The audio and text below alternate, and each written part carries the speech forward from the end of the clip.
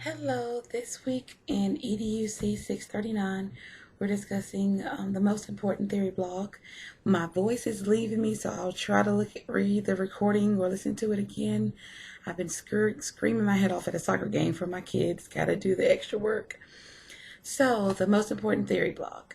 One important theory used for educational technology, which I've become very interested in, is learning about the theory of situated cognition by John Seely Brown, Alan Collins, and Paul Duguid. This theory came about in the late 1980s and has recently become popular, or most talked about, with the boom of technology in education now. This is called situated learning. It is the notion of learning knowledge and skills in contexts that reflect the way they will be used in real life.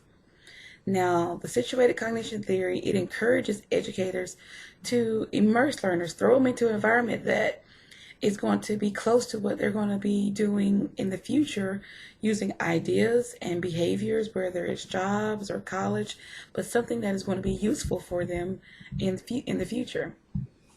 Situated cognition learning states that learning is fundamentally a social process and not solely in the learner's head. So, for example, it states that learning your first language or maybe even a foreign language by an immersion program is much easier than learning languages from textbooks and vocabulary lists. I know this is true because my daughter is in the Spanish immersion program, and she has learned so much just by communicating and talking with the teacher and only communicating in Spanish, which is hands-on day by day. And they use simple phrases to begin with of which she would normally use. Now, this theory is important because with the new generation of learners that we have, just assigning chapters in a book to be read or having individual assignments will not be as effective as having hand-on learning or group work. And of course, we know group work is cooperative learning, which leads to socializing. So it goes back to the process, to the definition of situated cognition. This means that a classroom should be turned into a learning community, so both the learner and the teacher are communicating effectively, and you're creating a more relaxed environment because students will open up to learn more if they know what they're learning is meaningful. Now, some teachers may not like the idea of relaxing their classroom environment because they're afraid of the increased negative behaviors. However, you have to remember, the more engaged these students are, the more they are able to communicate with their classmates. This, in my opinion, cuts down on the behavior. Reading about this theory makes me think about all the learning strategies and the theories where we tell our students we have to be engaged, or we learn in our professional developments all the time. Oh, teachers, you need to make learning fun. Well, situated cognition says make it meaningful. I understand why we have to make learning fun because those are the things that we remember. You're making it meaningful. If it's fun, they remember it. That saying, let the good times roll, is accurate. And this theory wants the students to socialize when learning because having direct contact with a peer in class or online makes it more personal. And I agree with this statement because of my experience with Liberty University.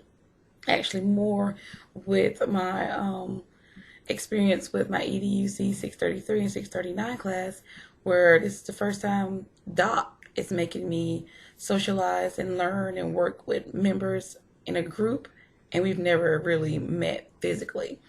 So this is preparing me for maybe if I'm becoming an instructional technologist in the future, I have to work with people that I may never meet, but I'll see or interact with online. Of course, we have the discussion boards, blogs, and video posts, but this theory makes me think, how do I go beyond that interaction? How do I reach across to the student and make online learning meaningful to students, going outside of discussion boards, going outside of video posts? How do I take that to the next level? I want to go further to ensure they are socializing constantly and feeding off each other's thoughts and experiences, because this theory, I'm telling you, is going to be the wave of the future. I will definitely be using this theory in future research because I think all teachers, professors, professional development instructors, and anyone teaching in general should make learning meaningful and show the relationship between what is being learned and how it relates to the real world. Believe me, if it is not going to help me, or if I do not see how it relates to anything I'm going to be doing in the future, my brain is going to dump the information. Therefore, students have the same mentality. They have to learn, why is the information I'm learning in class important? How is this going to help me in my future?